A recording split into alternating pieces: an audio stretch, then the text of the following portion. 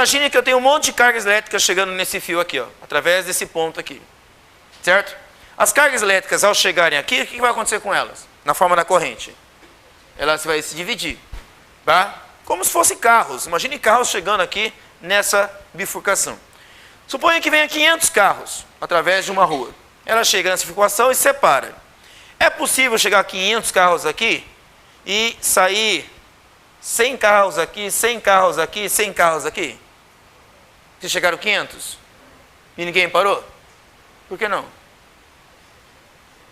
Opa, tem coisa errada nessa história. Chegou 500 e saíram 300? Para onde foram parar 200 carros? Um portal se abriu aqui e foram parar lá na ilha de Lost? Não, não é assim, né? Certo? Ok? Isso é fantasia, né? Na realidade, no mundo físico, se chegaram 500 carros, tem que sair quanto? 500 carros. Certo? A soma deles aqui tem que dar 500. Soma deles? Isso. E total vai ser igual a quem? I1 mais I2 mais I3. Quer dizer, a corrente total só se dividiu. Então a soma das partes tem que ser o total. Então, pelo princípio agora, ok? Da conservação da carga, pelo princípio da conservação da carga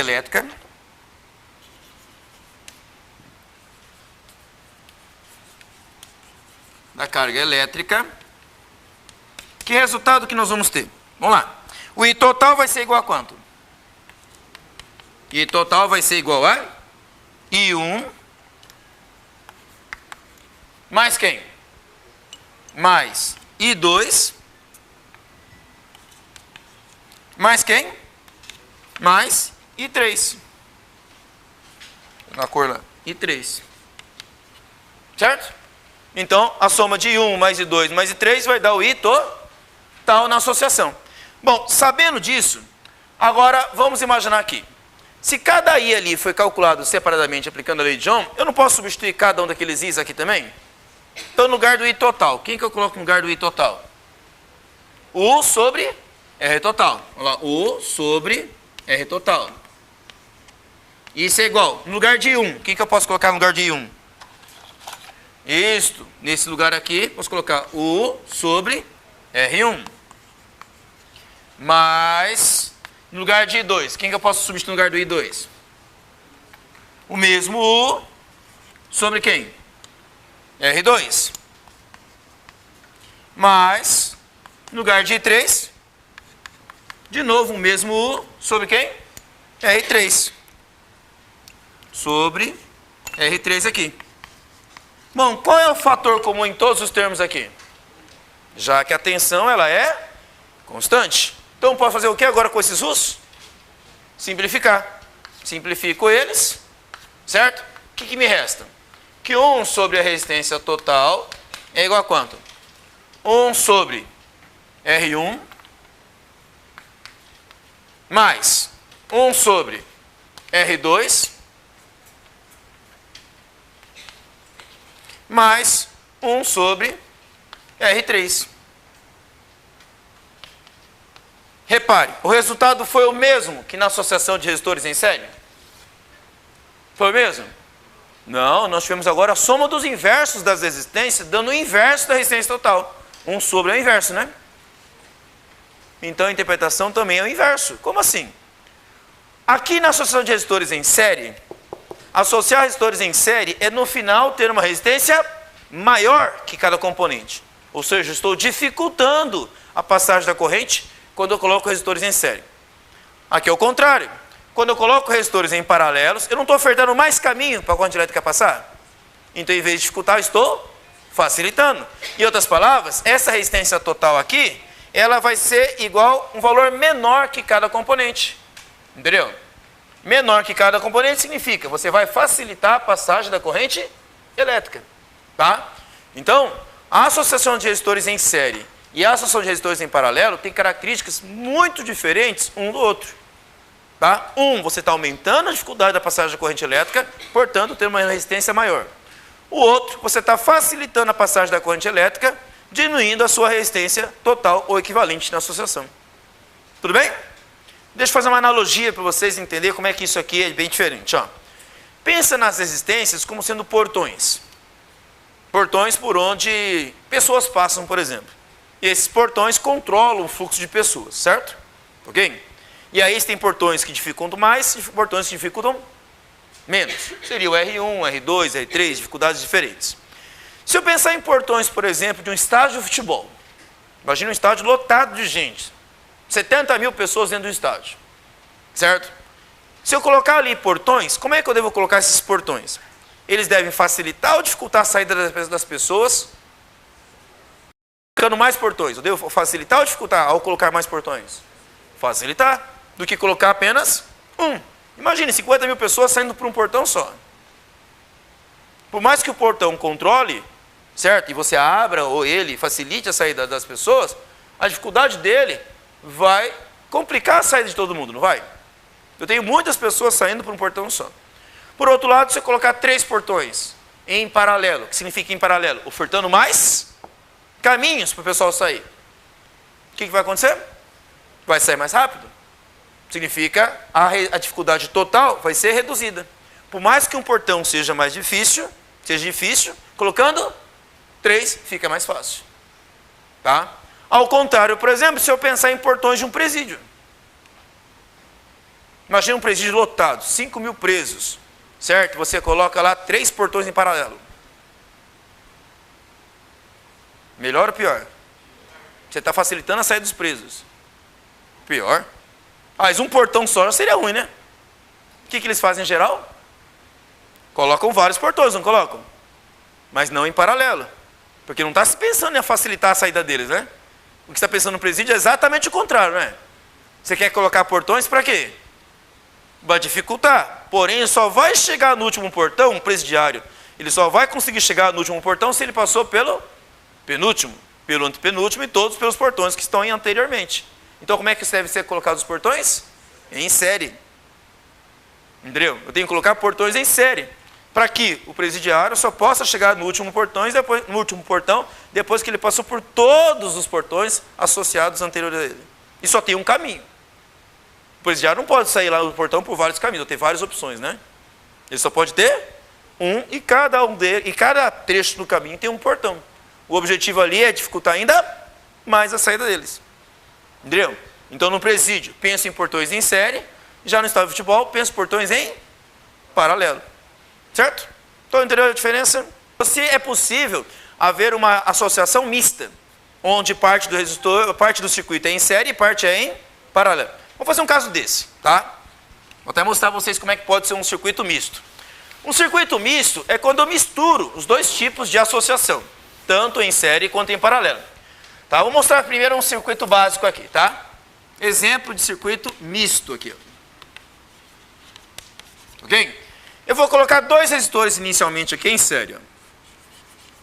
Eu tenho aqui R1, tenho aqui R2, e agora eu vou colocar 2 resistores associados em paralelo aqui. Ó. Eu tenho um resistor R3 aqui e um resistor R4 aqui. Ó. Ok? E aí eu fecho o circuito no gerador aqui embaixo. Tá? O gerador produz a diferença de potencial, surge a corrente elétrica I aqui. Ela vem aqui, certo? Vamos ver como é que ela vai passar? A corrente elétrica vai passar por quem? Por R1. Passou aqui. Vai passar por quem? Por R2. Passou aqui. Bom, o que eu disse que acontece com R1 e R2? Estão associados de que jeito? O que me garante que eles estão em série? É o desenho que está um depois do outro? Não, é a característica do circuito, né? Qual é a característica fundamental do circuito em série? A corrente elétrica ela é a mesma por todos os resistores. Ela é a mesma que passa por R1 e R2? Então, estão associados em série. Ok? Agora, vamos olhar aqui. Corrente elétrica, quando chega aqui, o que acontece com ela? Ela se divide em 2 partes. Uma para cima e outra para baixo. Eu posso dizer que R3 e R2 estão em série? Por que não? Porque não vai ser a mesma corrente. O que passou aqui, ó, ela se dividiu em 2 partes. Então, o que vai passar em R3 é menos do que passou em R2, certo? Então, não posso dizer que R3 está em série com R2. Mas, a corrente elétrica que chegou nesse nó, dividiu em 2 caminhos, se juntaram aqui, e depois saiu apenas uma corrente aqui, não foi? Então são dois caminhos paralelos, porque entre esse ponto aqui e esse ponto aqui, esses dois resistores estão ligados à mesma diferença de potencial. Então eles estão em paralelo. Como é que eu faço isso primeiro? Resolvo esses dois em paralelo primeiro, me dando uma resistência equivalente desses dois, certo? Aí vou ter, vamos supor aqui, uma resistência 3, 4, certo? Uma resistência equivalente entre quem? R3 e R4. Vamos, por exemplo, imaginar que o R3 seja 4 ohms de valor e que o R4 seja igual a 6 ohms de valor. Quanto vai dar a resistência equivalente entre eles? Como é que eu faço isso? Bom, nós vimos para 3 resistores aqui, não vimos? Essa equação que eu falei foi por quantos resistores? 3. Mas se fossem 2 resistores, ao invés de ter R1, R2, R3, fosse só R1 e R2, o que mudaria a nossa análise aqui? A equação ficaria mais curta só, né? Como é que ficaria aqui? 1 sobre R total disso é igual a quem? 1 sobre R1 mais 1 sobre R2. A equação não ficaria mais curta aqui? Certo? Então, quando eu tenho 2 resistores em paralelo, vai ficar assim. 1 sobre a resistência 3, 4. 3, 4, só para mostrar que é entre 3 e o 4. É igual a quanto? 1 sobre quanto? 4, que é o R3, mais quanto? 1 sobre 6, que é o R4. Bom, agora eu tenho uma soma de fração, né? Como é que a gente resolve uma soma de fração? Primeira coisa, MMC, né? Mínimo e múltiplo comum. Vai ficar 1 sobre R3, 4. É igual, mínimo entre 4 e 6. 12. 12 por 4. 3 vezes 1, 3. Mais 12 por 6. 2 vezes 1, 2. 3 mais 2, 5. Certo? É só inverter agora. Inverte os dois lados. Vai ficar resistência 3, 4 é igual 12 sobre 5. Certo? 12 sobre 5, isso vai dar 2,4 ohms. Certo? 12 por 5 vai dar 2,4 ohms. Significa o que esse resultado? Significa que esses dois resistores associados equivalem a um resistor de quanto? 2,4 ohms. Simplificando o meu circuito, olha como é que ele ficaria agora. Tá? Eu vou substituir esses 4 resistores, ok? Onde um deles, que é o 2,4 ohms, vai substituir esses dois aqui. Ó. Então, meu circuito vai ficar assim agora. Eu vou continuar com R1 aqui. Vou continuar com R2 aqui. E agora eu vou ter um resistor aqui, ó, que é o R34, valendo quanto? 2,4 ohms. Se eu tiver o valor de R1, se eu tiver o valor de R2, como é que eu resolvo o circuito agora? Agora eu consigo garantir que os 3 resistores são percorridos por quem? Pela mesma corrente elétrica aí. Vamos supor que R1 fosse igual a 6 ohms e o R2 fosse igual a 5 ohms. Tá? Estou chutando esses valores agora. Quanto daria a resistência total dessa associação agora? É só somar. Resistência total vai ser igual a quanto agora aqui? 6 mais quanto? Mais 5 mais quanto? 2,4. Então, quanto vai dar a resistência total do circuito inteiro? 13,4 ohms. Certo? Então, num circuito misto, eu tenho que avaliar o que é necessário fazer primeiro. Ah, professor, mas eu não posso primeiro resolver R1 e R2 em série? Pode, você também pode fazer isso. Olhar para esses dois aqui só e trocar esses dois por um único resistor de quanto? Naquele meu caso ali que coloquei valor 6 e 5 aqui. Como é que eu poderia fazer esses dois primeiros aqui? Dá 11, né? Certo? Esses dois estão em série. 6 mais 5 dá 11. Aí eu resolvo. Quanto vai dar isso aqui? Nesse caso nosso deu 2,4. E aí 11 depois mais 2,4 vai dar os mesmos 13,4 ohms. Tá? Então eu posso resolver por parte? Posso resolver por parte? Posso, ok? Então eu vou resolvendo meus circuitos elétricos ali, cada um deles, ou uma parte em série, ou uma parte em paralelo, e em cada um pedaço deles ali, depois eu resolvo o circuito total. Tá? Bom, não existe uma regra geral que você resolva o circuito um circuito misto. Isso depende da cara do circuito. Olha um caso diferente de circuito também misto. Ó. Deixa eu mostrar para vocês como é que pode ser bem diferente. Eu tenho aqui agora 4 resistores de novo, ó, nesse outro exemplo, de circuito misto. Eu tenho esse resistor aqui, vou colocar o valor dele de 10 ohms. Eu tenho outro resistor aqui que vou colocar de 5 ohms. Eu coloco mais dois aqui, ó. Um outro resistor aqui de 20 ohms e um resistor aqui de 10 ohms. Então repare, eu tenho 4 resistores associados entre si, tá? E ligados a um gerador aqui que fornece a diferença de potencial para a corrente elétrica. Corrente elétrica vem, produzida pelo gerador, sobe aqui. O que acontece com ela quando ela chega nesse nó aqui? Ela vai se dividir. Então, em quantas partes ela vai se dividir? 2. Uma que vai subir, outra que vai descer aqui, não vai? Porém, a corrente que passa pelo resistor de 10 ohms aqui de cima e o de 5 ohms é a mesma. Como é a mesma que passa por esses dois, como é que eles estão associados? O que eu faço? Somos 2. Então, tudo isso aqui vai equivaler a um resistor apenas de quanto? 15 ohms. Resolvemos do mesmo jeito que o anterior? Claro que não, o circuito não é igual, né? Certo? Aqui o primeiro eu resolvi em paralelo, depois em série, não foi? Aqui eu estou resolvendo primeiro em quê? Série. Tá? Então não tem uma regra. Existe um bom senso, certo? De você olhar para o circuito e analisar o que tem que ser feito primeiro. Aqui agora, aqui embaixo, ó, o que vai acontecer com esses dois resistores aqui? Também serão percorridos pela mesma corrente. Então como é que estão associados esses dois aqui? Em série também. O que eu faço com a resistência deles? Somo, calculo uma resistência equivalente a esses dois aqui. Vai dar quanto? 30. Então agora, trocando esses 4 resistores por esses dois valores aí, ó, equivalente a eles, nós teremos um circuito mais simples. Olha como é que fica lá em cima. Lá em cima, eu estou trocando aqueles dois por um resistor de quanto? De 15. Aqui embaixo, eu estou trocando esses dois resistores de 20 e de 10 por quanto? Por um de 30. Ou seja, esse 30 ohms aqui e esse 15 ohms vale para aqueles dois pares de resistores ali, certo?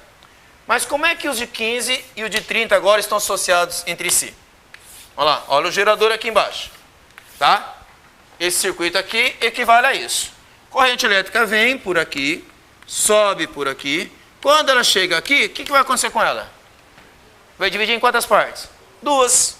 Se dividiu em 2 partes, como é que estão associados esses dois resistores aqui? Paralelo. Como é que eu resolvo? Como qualquer associação em paralelo. Isso aqui vai dar quanto? Vai dar 1 sobre R total é igual a quanto? 1 sobre 15 mais quanto? 1 sobre 30. De novo, em MMC, né? Quanto que é o mínimo comum entre 15 e 30? 30, né? 30 por 15. 2 vezes 1, 2. Mais 30 por 30. 1 vezes 1, 1. 2 mais 1, 3. Agora é só inverter, né? Então vai ficar R total é igual a quanto? 30 sobre 3. Isso deu quanto? 15 ohms. O que significa essa análise aqui de 15 ohms? Significa que tudo isso aqui, né? Opa, 10. 10. Erro básico, hein? Certo? 30 sobre 3, 10. Tudo isso aqui equivale ao único resistor de quanto? De 10 ohms. Tá? Então, eu tenho aqui um circuito onde parte dele é série, parte dele é em paralelo, ok? E mesmo assim, a resistência tem um valor pequeno. Tá? Aí você fala, professor, para que é necessário eu fazer esse cálculo de uma resistência total? Porque aí depende do que eu estou aplicando o meu circuito. Por exemplo, vamos supor que eu coloque em série aqui. O que vai acontecer quando eu ligo resistores em série? Cada resistor consome uma parte da diferença de potencial. Vamos imaginar que eu tenho aqui uma tensão de 100 volts, por exemplo. Mas imagine que cada um desses resistores aqui sejam lâmpadas. Certo? E cada uma dessas lâmpadas trabalha com uma voltagem menor do que 100 volts. Entendeu? Menor do que 100 volts. Então, vamos supor, 100 volts aqui. Aqui eu posso trabalhar, por exemplo, com 80 volts e aqui com 20 volts, certo? 100 volts aqui, 80 volts aqui e 20. Quanto que dá 80 mais 20 aqui? 100. Então eu posso trabalhar com resistores em que cada um deles trabalha com uma voltagem menor. Da mesma forma aqui. Vai ter 100 volts aqui, eu posso trabalhar isso aqui, por exemplo, com 30 volts e isso aqui com 70 volts. E cada um deles com uma parte da voltagem total. Tá? 100 volts aqui em cima, 100 volts aqui embaixo e 100 volts aqui. Porque essa parte de cima e a parte de baixo estão em paralelo. Então a vantagem de eu poder trabalhar com circuitos, tanto série quanto paralelo, e dessa forma ambos também serem mistos, trabalhando um com o outro, é a possibilidade de eu ter uma flexibilidade, uma plasticidade de associar diferentes combinações. Um caso típico que vocês vão começar a ver nessa época do ano agora, em final de ano, não são as lâmpadas de Natal, de enfeite de Natal? O pisca-pisca? Cada uma daquelas lampadinhas que você vê brilhando, certo? Colocada aí nas árvores, elas não trabalham com 110 volts. Apesar de ser ligado numa rede de 110. Cada uma delas trabalha com voltagem bem pequena. Por exemplo, 1,1 volt. 1,1 volt. Se eu ligar uma lâmpada daquela em 110 volts sozinha, o que vai acontecer com ela? Ela vai queimar, ela está sujeita a uma diferença potencial muito alta. A corrente elétrica vai ser alta, mas ela vai queimar. Aí, o que eu faço? Eu coloco várias daquelas lâmpadas em série. Se uma consome 1,1 volt, duas consomem 2,2. 3,3. Se eu colocar 100 delas, 110 volts. Então, eu posso colocar 100 lâmpadas em série de 1,1 volts e no final eu tenho quanto? 110 volts. Aí eu posso ligar na rede. Uma ponta a outra na rede, 110 volts. Todas vão acender. Certo? Vai ter um pequeno problema. Se uma queimar. Por que acontece se uma queimar? Se uma queimar é como se o fio fosse cortado, né? Aí não tem corrente elétrica, porque não passa campo elétrico dentro do fio. Aí todas apagam. E aí é o problema. Descobri qual queimou, certo? Bom, troca a primeira, não acendeu ainda. Então deve ser a segunda. Troca a segunda, não acendeu ainda. Deve ser a terceira. Bom, já ouviu falar da lei de Murphy? Certo? Não é uma lei física, mas aquela lei é a seguinte: se existe uma possibilidade das coisas darem errado, vai dar errado. Então provavelmente deve ser a última, né? Aí se descobre, devia ter começado ao contrário, né? Certo? Não, infelizmente é assim, certo? Você não tem como, a não ser, claro, que a lâmpada ficou preta, né? Na hora que ela queimou, ficou preta, aí você olha para as lâmpadas, você descobre qual queimou, né? O problema é você trocar ela e descobriu que queimou mais do que uma, né? Certo? Então, em série tem esse problema. Queimou uma, apaga todas, tá? Beleza? Por hoje é só.